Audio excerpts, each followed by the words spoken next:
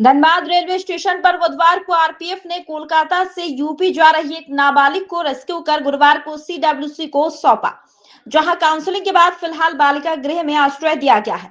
जानकारी देते हुए सीडब्ल्यूसी के अध्यक्ष उत्तम मुखर्जी ने बताया कि नाबालिग लड़की प्रेम प्रसंग के चलते कोलकाता से उत्तर प्रदेश जा रही थी।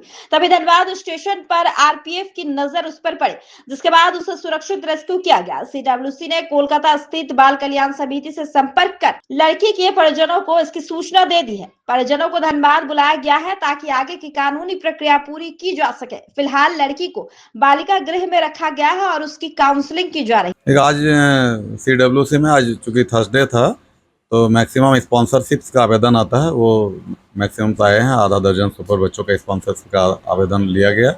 इसके अलावा कुछ ऐसे केसेस आए जिसमें फैमिली रेस्टोरेशन भी हुआ। एक चर्चित केस आया था 2 दिन पहले, आरपीएफ ने रेस्क्यू किया था स्टेशन में एक बच्ची को नियर अबाउट 17 ईयर्स का। उसको हम लोग उसी समय जो रोस्टर ड्यूटी में थी आवासित किया गया था बालिका गृह में।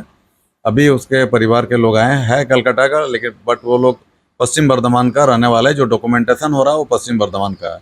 तो पश्चिम बंगाल सीडब्ल्यूसी अध्यक्ष परमेश्वर खान जी से बात करने के पश्चात हम लोग उसको रेस्टोरेशन दिए हैं। वो 2 दिनों के अंदर सीडब्ल्यूसी वेस्ट बर्धमान में उसका फिर प्रोडक्शन देगा। बच्ची के बारे में जैसी चर्चा है कि यूपी के लड़का के साथ उसका अफेयर है और उसी के साथ वो जा रहा था, लेकिन धनबाद स्टेशन में रेस्क्यू हो गया था।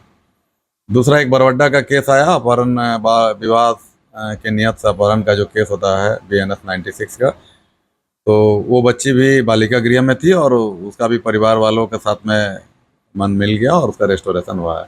एक तोपचाची का केस है जिसका कोई केस नहीं है बट एक कंप्लेन था माँ का, और दूसरे तरफ से भी सुनते हैं कि कोई कंप्लेन है। तो दोनों कंप्लेन के आधार पर हम लोग पुलिस को ये निर्देशित किए हैं कि जांच करके एक रिपोर्ट प्रस्तुत करेंगे। फिलहाल बालिका शेल्टर होम में है।